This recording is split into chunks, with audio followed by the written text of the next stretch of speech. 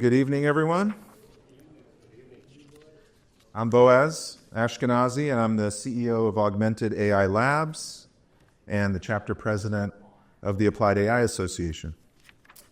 And so as someone who had the privilege of working at the intersection of AI for a long time, through my time at Meta and through a lot of interviews on the Shift AI podcast, I'm thrilled to see such a great turnout tonight. So I appreciate you guys all coming out. But before we dive into our program, I want to share a little bit about the Applied AI Association for those of you that don't know too much about it. The Seattle chapter of AAIA is pretty new, and we serve as a local gateway to practice AI adoption and community impact. And our mission is pretty straightforward, but powerful. We make artificial intelligence accessible and beneficial for all Seattle organizations. We specialize in helping non-technical professionals navigate the AI landscape through a variety of workshops and peer networking like tonight and real-world case studies. And we're going to experience that when PG gets up on the stage in a little bit. And we're also particularly proud of the work that we're going to be doing to bring AI literacy to underrepresented communities. And we're going to be actively working to bridge the digital divide with folks like the Seattle Chamber of Commerce. And so none of this today would be possible without a couple incredible AI executive committee members who are new members and have stepped up to be on the leadership team. So I'd like to ask Scott Giordano and Mary Jesse to please raise their hands. So Scott is a lawyer and an expert in AI cybersecurity, and Mary has spent a big part of her career at the forefront of technology, and she holds multiple patents, and she's currently a board member and advisor. So I want to thank you guys both for your tireless effort and your dedication to this. Appreciate it. This evening also would not be possible without the generous support of a variety of sponsors. So I'd like to extend our heartfelt thanks to the following sponsors. So we've got K&L Gates, who is our gracious host in this beautiful venue, and they're providing tonight's food and drinks. So thank you to them. K&L is an AmLaw 50 firm offering a full-service legal office in Seattle and globally. They are across 48 different markets. They were established in 1883, and the Seattle office is the city's oldest law office. And it's also one of the largest. The firm offers an integrated platform to serve local and global communities, including emerging and middle market and capital market, corporate, IP, technology, tax, real estate, and the list goes on. So we have several folks from K&L here tonight, and so if you're from K&L, please raise your hand. I appreciate you guys hosting tonight.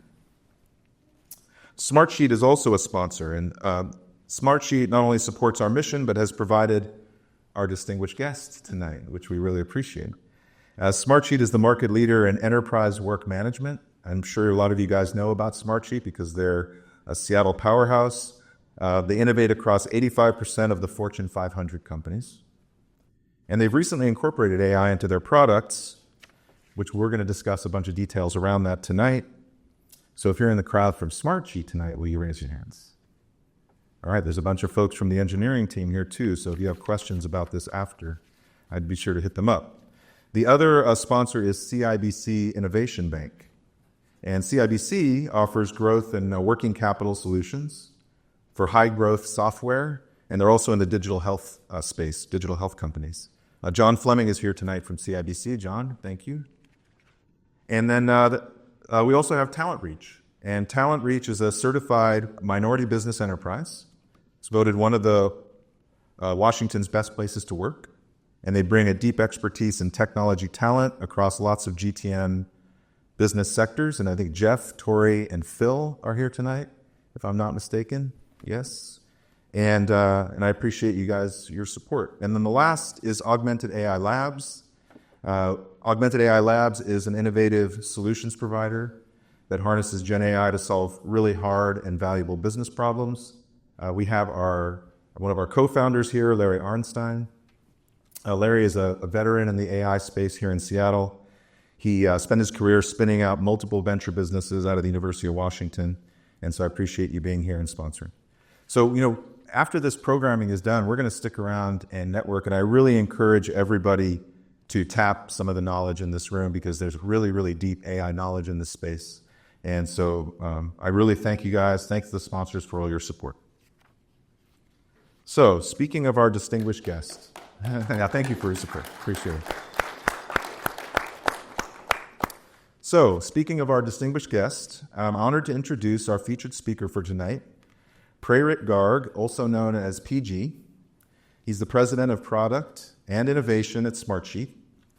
And PG brings a wealth of experience from leadership roles at Microsoft. He was at AWS. I think he says you've been here for 30 years in the technology space. He serves on the board of directors at Radiant Logic and is the co-founder of SimForm, which was successfully acquired by Quantum. Tonight, he'll be sharing valuable insights into enterprise AI adoption and helping us understand the transformative impact of AI in the workplace, but also at Smartsheet as part of their product.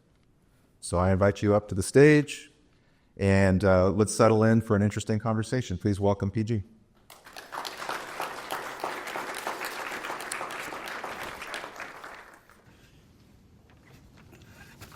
So my team is here. If I get anything wrong, they'll correct me. All right, so PG and I were recently, we had a conversation on a podcast that I host called the Shift AI Podcast. And so I've had a chance to talk with him before, but we're going to expand on some of the questions that he's already answered. The podcast episode is not released yet, so this is the first time that you're going to see him live in action, and then it'll release to everybody else. So I want to start with your journey from Microsoft to AWS to Smartsheet. So can you just tell the kind of origin story and how you kind of landed as president of product and innovation at Smartsheet? That's a long journey, Boaz. Almost 30 years there. So I started at Microsoft right out of my, I was doing a PhD at Purdue, but then I got recruited to Microsoft. I think Katie calls me a dropout. I didn't finish my PhD. I graduated with a master's. Convinced my advisor that there's more, I can have more impact by actually going to the industry. He wasn't happy. He had a lot of, grant tied to my research work, but he let me go. So I ended up at Microsoft, and that was a great run, 12 years. I was part of the Windows organization. I met somebody from Windows. He works on some of the stuff that I was part of. So, part of the Windows organization, ran a lot of the security pieces. And then it's hard, at 12 and a half years in, I was like, this has become like a Groundhog Day. I need to go do something different, right? Getting to my mid-30s, convinced my wife that I can leave a partner-level role at Microsoft. She thought I was crazy to go do a startup. But that was a lot of fun, right? I often say I had to unlearn a lot of things I learned at Microsoft, because Microsoft is like a bubble, and you live in it, and you've learned how to succeed in that bubble. You leave that bubble, you have to relearn a lot of things, right? Even simple things like, how do you go find your customers? I often say, when you're at Microsoft, you can give your business card to somebody. Well, they'll call you back. When you're a startup, you give somebody your business card. Nobody calls you back, right? So you learn. It's super humbling. You learn a lot through that process. If people remember, 2008, 2009 is when economy crashed, and that was a wake-up call, right? A couple of technologists building their tech. So we learned a ton in terms of how do you get to customers, how do you do cold calling, and all of those things. And it turns out when you have real customers, people are willing to invest in your startup as well. So that sort of led to essentially 2 rounds of capital we raised over that time, and we ultimately sold that company to Quantum. I was figuring out what next startup to do, and Boaz, and then I ran into an ex-colleague of mine who convinced me that, no, I should actually join AWS. And I was like, why am I a startup guy? Why would I go to another big company? And now he's like, no, it's actually, AWS is organized like a bunch of startups. This is 2014 now, right? And I didn't believe him, but it was like a 15-minute drive from my home. So I'm like, okay, I'm going to give it a try. Check, why not, right? And so I met Charlie Bell, and Charlie convinced me that it was actually organized like a bunch of startups. So I ended up joining. And I'm like, if it doesn't work out, I'll quit and I'll go do another startup. But it turned out I ended up being there for 4 years, ran a lot of the identity and directory services, built many of those service teams there. That was a lot of fun, a lot of great experiences. And then I thought I was done in 2018, and then I met Mark Mader from Smartsheet, who eventually convinced me to come join Smartsheet in the CTO role. So how long? Well, you were a CTO for a while before you kind of ventured into other things. Not a lot of people know that. Now they see your title, but you were the original CTO. Yes, I was the original CTO. The company had just gone public, and Mark at that point sort of convinced me to come on board as the CTO. At that time, we were basically, a lot of times when companies go public, you think, oh, you've achieved. You're just like, oh, that's the journey of the next chapter, right? And so Mark was like, we need to do a lot of work in the stack to be able to scale to the customers that are now starting to use Smartsheet, and we need to serve them the next level of growth of the company. And it was fun. We had, I was able to convince Cynthia to come on board and run the engineering eventually. And as my role expanded at the company to take over product, and more recently, digital marketing and corp dev and many of the other functions. Yeah. So I know I asked you this when we were last talking, but just to kind of personalize things, and for some young people that are in the audience too, where did you grow up, and was technology a big part of your family? Like, did you guys talk about that at the dinner table? Like, what was that experience like growing up? It's actually very interesting. So my dad was a statistician, right? But we were very much a business family, right? So the only technology we had at that time was these machines in the factory where we were manufacturing steel utensils, right? And so that's the closest thing we had for technology. But my brother ended up going into engineering and getting electronics engineering, and that was sort of the inspiration, right? In India at that time, there weren't that many professions you could go after. Like, you could sort of run your little small business, or you can become an engineer or a doctor, right? And my brother was already doing engineering. My dad thought I should become a doctor. And I was like, I don't know if I want to become a doctor. So I convinced my dad, no, I'm going to go pursue engineering. And so that's sort of what led to technology and coming to the U.S. So, everyone in this room, in one way or another, is interested in AI and AI adoption. And Smartsheet just did a big push to integrate AI into their product, and you led that push. But, what do you think about this AI revolution? Having been in the technology space for such a long time, and now that you see this is upon us, and I know that you guys were doing a lot of machine learning stuff at AWS before, so it's not new to you. But how do you contextualize AI, given all the stuff that you've done with the product? I think we live in incredible times, right? This is the way I think about it. Like, if you look at my career, like, we've seen technology disruptions. The pace at which we've seen technology disruptions is incredible, right? Like, when I was still in college, personal computing was the thing.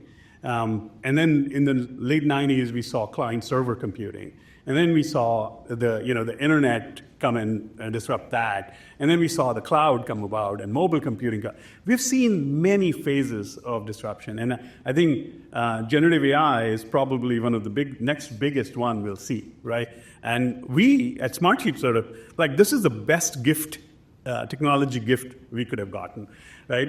The original neural network paper goes back to 1983, right? I was in, sixth grade at that time, just sort of kind of put that in perspective. 40 plus years in that evolution, in that. So super exciting. The closest thing I studied in undergrad, Boaz, was I took this elective course on pattern recognition. We're talking those things going back that much, right? So technology just at times takes, and so the thing that is super exciting about generative AI is many of the hard cognitive problems that exist can now actually be solved in very simple ways, right? Like, the humans don't have to actually put the cognitive load, right? Like, when you look at Smartsheet, right? We're focused on business users and teams of business users, right? These are marketing teams or HR teams or cross-functional teams inside organizations, right? In clinical trials and research teams, right? These are business users. They're great at their own stuff and experts at, but they're not sort of project managers or organizers of work necessarily. Yeah. And so when you look at, so they use Smartsheet to kind of manage whatever project or program they're driving, right? In clinical trials, it could be clinical trials. In marketing, Uber, sort of, for example, uses us for performance marketing campaigns. And a lot of times when you're doing project work, you have to track work, and then you have to report on work, right? So in Smartsheet, you have these things where you have to do formula calculations to sort of say, oh, what's at risk? Budget calculations. You're doing all these calculations, and you have to write these formulas. Yeah. And it's one of my favorite examples, like coming up with the syntax of the formula and do that calculation. Like most people are not sort of formula writers. Right? They don't. That's not what they wake up and do and think of them. So we added this capability in Smartsheet where you can just say what you're trying to calculate. It'll generate the Smartsheet formula for you, and it will put it in that row or column. Like dramatically lowers the cognitive load, right? Like, I'll give you one of the examples. Colliers in Houston, right, the brokerage firm, like, where they built a Smartsheet solution where every broker has their own personalized dashboard where they can see all of their pipeline, what their pending invoices are, their commissions are. Those are basically calculated through these formulas. And so they had to go write these complex formulas to feed these dashboards. 90 different brokers, each one having their own personalized dashboard. All that was enabled using the formula builder capability in Smartsheet, right? Yeah. That person who was building the solution, they didn't have to go figure out all of the formula capabilities. Just natural language. Just ask the question. Yeah. And the same thing is, we had another capability called analytics capability, AI Insights. You just ask your question and it will build you a chart, right? It'll create like what projects are at risk, and it will actually build you the chart for that. And it's just amazing. Like now, I don't have to be a data scientist to be able to get my answer. So what's interesting about Smartsheet too is that it's a tool for workflows and for people to be able to make efficient workflows, and it always has been. And now it's got these superpowers. So as you think into the future and about the future of work, how do you think about that? How is work going to change for us in terms? I mean, I know that the cognitive load is going to decrease, but like when you think into the future, like what do you think about? Yeah, I was actually having a conversation with somebody here as well. And I'm just using some Smartsheet examples, but you can look at our engineers using copilots for writing code, right? Yeah. It used to be that one of the engineers would write code, and then they would get a code review done by another engineer or two, right? Now they can have machine actually generate the code, and they become the reviewer of the code, right? Yeah. And so you just think about the efficiency gain and the speed up in that process, and where the human is adding value, where the machine's adding value, just as, right? And the same thing, our marketing team is using generative AI like ChatGPT kind of capabilities to generate content, right? And so I think that we've been on this mission in technology for continuously reducing the cognitive load on people at work, right? And this is just another very powerful tool in that tool set, right? People can go back and say calculators were an example of that, or word processing, and this is just another level of that. How about on the security side? When I talk to people, that always comes up, especially if it's going to be information that's related to their businesses. So you guys must get that all the time. And what's your answer for people that are fearful about security leaks and other things related to their data? In the context of generative AI? In the context of Smartsheet too. I mean, there's a lot of information that is tied up into those. Absolutely. Like, I think as an enterprise work management solution, right, where we are serving some of the largest organizations in the world, right, like Ubers or the Amazons, like, they ultimately are trusting us with a lot of their business data, right? All the work that's happening in those organizations. So we have this huge commitment to our customers to protecting their data, right? And so we're a multi-tenant system, but we create these tenant isolation boundaries where their data is actually only accessible to them. Right. Even our engineers don't directly have access. Like everything is stored encrypted, so our engineers don't get to actually experience their data. So when we were leveraging generative AI, that paradigm had to be held true, right? It's like we're not going to send their data to train models, as an example, right? Yeah. So we're very intentional about the information that we send. Like, for example, in formula building, we don't actually send the data. We'll send some metadata around the column information and to guide the prompt and ultimately have the formula kind of come back. And then, so we're very in the same thing in AI insights thing. We don't actually send the customer's data. We send some schema and then get a SQL query back, and then we use the SQL query to actually generate the chart. So that's all protected. It's all protected, right? Even though generative AI technologies do a lot of work in terms of tokenization, and you only send tokens. Large language models are designed; they make a commitment that you don't learn from the prompts you're getting. But we still want to be very thoughtful about what we send in terms of prompt and how we actually leverage that. So when ChatGPT came out in November of 2022, were you guys already thinking about making some of the changes, or did that really kind of start the process for you guys to think about how this was going to integrate inside the product? And were you on the team at the time that was thinking about that? Well, I was on the team, but I'll be the one. Like, we were using AI capabilities, but I'll say the capabilities we were using were more recognition type capabilities, right? Divya sitting here, she was driving a lot of our suggestions experiences in the product, right? See. And I think when ChatGPT came out, the ChatGPT, I think 3.0 came out, and that was sort of this like, okay, now this is actually ready for commercial use. The models had gotten good enough where you could use that, right?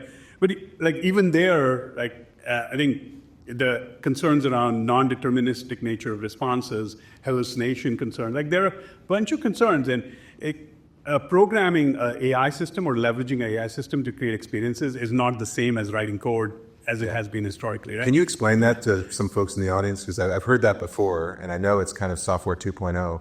Can you just describe an example of that for folks that aren't? Yeah, I think we've gone through this evolution where, when we wrote software, right, we always thought of them as deterministic algorithms. We knew the code we wrote, the response it's going to get, and we could test it, right? We could actually validate those responses, and we could test error conditions and all of those things. AI-driven models are stochastic. They're statistically driven, right? And which means they're non-deterministic. And so now you can put in a prompt, you don't know what response you're going to get back, right? Our customers start putting prompts in there. The responses, we can't test all possible outcomes, right? And so it's a very different kind of system. So how do you create a system that you can't actually test for? And that's a fundamental shift in how you're going to build these experiences, these features. So fundamental change in how we're thinking about, right? And our engineers had to learn a whole new paradigm, right? Now the feedback loop with the customer becomes super important to understand if the efficacy of responses is actually good, right? Is the response we are generating by doing prompt engineering and things like that actually make sense? How accurate are they? Because if they're not accurate, people are not going to trust them, they're going to stop using them, right? And so the team had to learn a lot of things, right? How do you get feedback from the user? How do you actually explain the response the AI system gave you? Because part of building trust with the user is they understanding that the response they got, right? Like if you do a metrics calculation, well, how do you know the projects at risk is correct by looking at this thousands and thousands of rows of data? How do you build that level of trust? Now you have to actually show how that result was computed. So that's a whole another level of learning and iteration and building that experience for our users. The other group of folks that I've been talking to about this changing paradigm is UI and UX designers. And there is kind of a new paradigm of chatting with your Smartsheet that really wasn't around before. And so from a UI standpoint, have you guys been rethinking the way that the chat and natural language show up in these, in the product itself? Absolutely. Every single experience is getting redesigned in that sense, right? All the way from our initial onboarding experience, right, to what I gave is like the formula calculation or the automation authoring experience, right? Or our dashboard authoring experience where you're going to go create these charts. Every single authoring experience in the product, right, is now being reevaluated as how can we make it simpler. Yeah. But I will say this to you, right? One of the things we are learning is that even if creating an empty prompt and expecting people to actually type into it, they won't do it. Is also not a straightforward. The cognitive load, we think, oh, we're reducing the cognitive load. You can just describe what you're trying to do. We're learning that, oh no, actually putting some helpful prompts above them are key to actually getting your brain to start actually sort of getting people to describe what they're trying to do. Yeah. And so give them permission to put stuff in. Right? Was there anything that really surprised you and your team? Or surprises and challenges? It's a safe space here. You can share. Yeah, absolutely. There are lots of surprises. I think one of the surprises for me, which was a very positive surprise, when the AI stuff, even prior to generative AI, as we were looking at AI thing, there was a lot of this mindset we had around, we need experts, we need ML experts and AI experts, and what we found was, no, we just need engineers who are curious, willing to learn. That's what we learned, right? And so in that sense, generative AI tech is no different than cloud and leveraging DynamoDB or leveraging SNS and SQS, any of the cloud services. If you're willing to learn, right, it's another tech that you are willing to learn. So you don't have to be an AI expert or ML expert engineer. We don't need to go higher. We can just unleash this with our existing engineers, and they will learn. By the same thing with designers, our UX designers, right? Like how they have sort of gone after it as another tool in terms of creating a better experience is just incredible to watch, right? Yeah. So that's one of the challenge, I would say, is the non-deterministic nature. It's a stochastic model. It was a whole new learning curve. I think the team learned that the iterations it's required to get the prompt engineering right and all of those things. I think they're still learning. The technology is evolving really fast. It's getting more cost-effective, it's getting more accurate, right? So I think that process will continue. Now we're seeing agentic flows, right? Like how we can actually drive automation through that. So I think there's a lot more that we can do. Yeah. So there's some people in this room that are thinking a lot about what their future job is going to look like. And I know you did a lot of hiring in your space. You probably do a lot of technical hiring, but there's a fear too that these systems are going to take people's jobs away, and people are positioning themselves to better understand this technology. But can you speak more about the hiring process and your surprises around that, and any advice as people are starting to educate themselves about this technology? Yeah, I think the thing I'll sort of say is technologies will continue to come around that will make us that much more efficient, right? That hasn't stopped. It will not stop. Generative AI is going to be one of those things. As people, we always have to differentiate ourselves in terms of what we bring to the table. So I think that'll not change. I think Katie was asking this question, similar question, which is, hey, what do we look for? I think when you look at what we look for curiosity, right? That willingness to learn. Those are the core skills that will actually make you successful. That willingness to learn, willingness to actually stay with it and go make things happen. That will not go away, right? Technology will make us more efficient, right? That means we can do that many more things, right? But the beautiful thing about human beings is that we're full of ideas, and more ideas will come, right? So unless we run out of ideas, but I don't think I'm on the optimist side of this thing, right? Yeah. Ultimately, employment economy gets created because of a bunch of founders in here, and because you come up with ideas or problems that you have to go solve. And the more businesses that get created, more employment will get created, right? So I'm one of those optimists. So you're an AI optimist. I am absolutely I'm a bullish. Well, one of the things that we're really trying to do, and I was really happy to see people get together and network before our talk, is is try to foster a community where there's mentors and mentees. And I know that you've had a lot of help along the way. And so can you just talk a little bit about the folks in your life, the mentors that you've had that have impacted you? Yeah, standing on the shoulders of giants, right? That's the only way I know how I could have succeeded. There are many that I can look to over my career. The immediate names that come to mind are Margaret Johnson at Microsoft, one of the earliest manager I had, one of the first managers I had. She was very instrumental in kind of helping build my confidence and sort of say, she was like, oh, you should go pursue the distinguished engineer path. And I remember having this conversation with her and said, Margaret, I could go do that, but if I do that, I'll never understand what value these managers add in the organization. So I need to go try this manager thing to understand what value they add. And I sort of distinctly remember these conversations. And then Dave Thompson was like one of the best leaders that I can look back to. I learned a lot from Dave in terms of what it takes to motivate engineers and what it takes to motivate a team to go make things happen. I remember Dave telling me once that, like, when an engineer wants to do something, it'll get done over the weekend. If they don't want to do something, it'll be 6 months in and it'll still not be done. So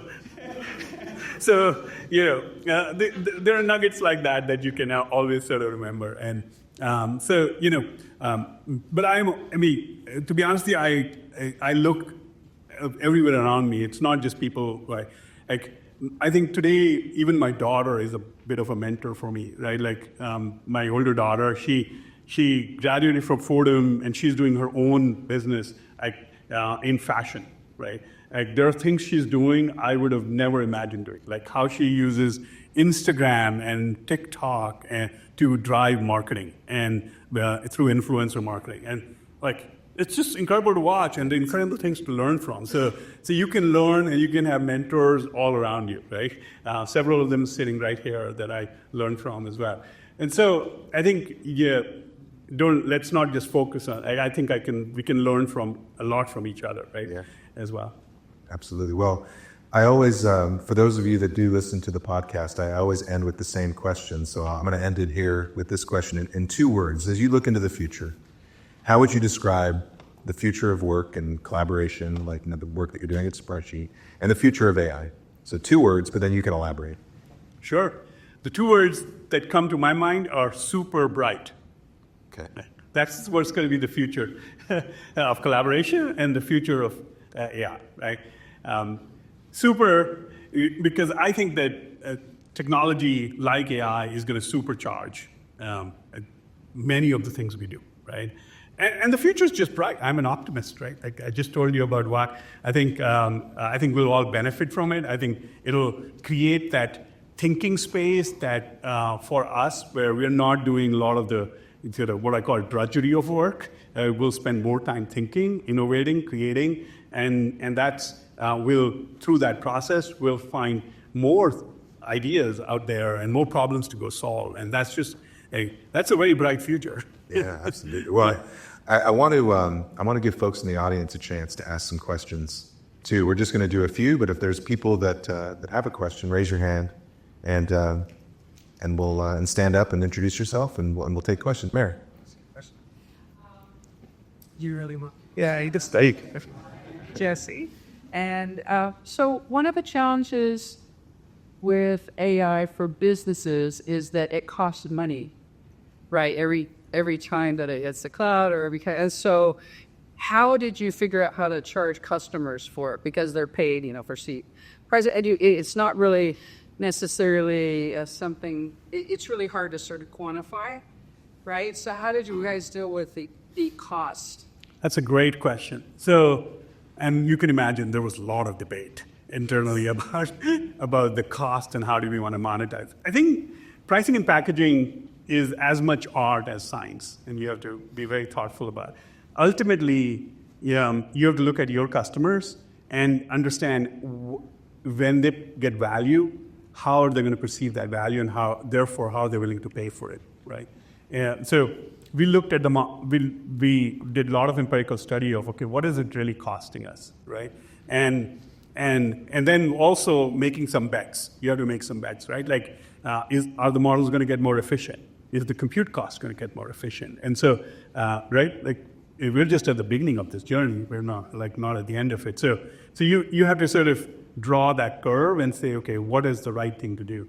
And technology is also brand new. So if you start putting pricing in such a way that it sort of dissuades people from using it, that's not a good thing either, right? And so we were very thoughtful about that into this thing. No, we're not actually going to charge for it explicitly. We're going to make that part of our enterprise plan as a starting place, right? So, and we were very intentional about that. In fact, we did even one more thing. We, over the last 3-4 months, we actually enabled it for all our users, right? Even though it's actually part of our enterprise tier, we said, hey, we want to see how users actually use even on our lower tiers and learn from that and see what the cost structure is going to look like and can we go enable that, right? So we're still learning, Mary, but I think it's super important to keep it super simple for your customers, right? Otherwise, it just adds more barriers in terms of their ability to adopt it. Very smart. Yeah, you understand? Sure. So when you mentioned undeterministic responses, you mentioned the fact that AI is based on statistics. I'm wondering if you think that the reason why it's undeterministic is because it's based on statistics or because of the nature of AI. And the reason I ask that is because I work with a company that mixes knowledge graphs and theory of mind in order to give words actual epistemic value. And they're building new architectures of AI. In theory, they can train an LLM by a factor of 1,000 times more efficient. And that kind of just sparked, I'm really curious if you think it's because it's based on statistics or because of the nature of AI. And if there were other architectures of AI, like giving words epistemic value, if that would make it more deterministic. You probably are closer to that than I am. I would sort of say right now, the current models are very much based on stochastic models, right? And so they're essentially getting multiple probabilistic calculations and then using that as to determine, okay, what's the next token to generate, right? So that's what the current models are and the current technologies. I'm sure there are technologies and the models and the underlying technology could get better. But I think if you're emulating human, if it's artificial intelligence and the bar is how is it going to behave relative to humans, right? Which is sort of the basis of neural networks. There's an element of non-deterministic aspect of humans, right? And so that's, I think some of it is inherent, right? Yeah. If you're going to use the word intelligence, we're in some ways expecting it to actually be intelligent, which is it's going to have its own process of determining the answer, right? I was reminded of a quote from Feynman. He was asked, okay, if computers could think, what would happen, right? And Feynman's response was, computers won't think the way humans think, right? Yeah, so the way you may be thinking computers are going to think is not how computers are going to think, right? It's going to be so I think that's what we're seeing with neural networks, right? Interesting, yeah, thank you. You mentioned when you process the AI that you are scrubbing the private information and just sending metadata type things. How critical of an issue has that been for your customers, and how much of the barrier to adoption has that sort of privacy requirement been, and how much does it impact the performance and quality of the results having to scrub that information? So it's a big deal for our customers, right? As you can imagine, right? Part of it is I kind of equate to the 1990s when internet was coming around. Like people didn't understand the tech, and it looked like magic. So then you don't trust it. Like I remember most people saying, "I'll never do banking on the internet," right? I'll never, right? Welcome to 2024. When was the last time you visited a bank? So I think part of it is just confidence and trust building in tech, right? And I think some of these things will become easier over time, right? Because people will understand the tech and people will understand that you can actually the tokens you sent are already encoded and they're just numeric values, right? But I think we need to get there. And so some of it is that. Over time, it'll get easier. Right now, there's a lot of distrust, and you have to be very thoughtful about how you continue. It's like provide them the capability and continue to help build that confidence and trust. So that's one part of it. In terms of problems you're solving, I don't think Divya is probably closer to it, and she could probably give you in a network a better answer than this. I don't think it has limited our ability to provide high quality answers, right? Because the answers we are creating, like generating a formula, the thing that really matters is the schema, right? The actual values in their project plan are not that relevant, right? And then even in the context of analyzing data, what really the models help us do, we don't really want to send all their data because the number of tokens that will go, and I don't know if whereas getting a SQL statement back, right, so that we can actually run that SQL statement is far more efficient also, right? It's just not a security thing. So I think there are many factors that play at it. John. Yes, this is a non-AI related question. I hope you're ready for it. In your opinion, now that you're going through the process of being taken private, will Smartsheet be better as a private company than as a public company? Ready to hear that question? So the question was, now that Smartsheet is going private, is Smartsheet going to be a better company private than it was public?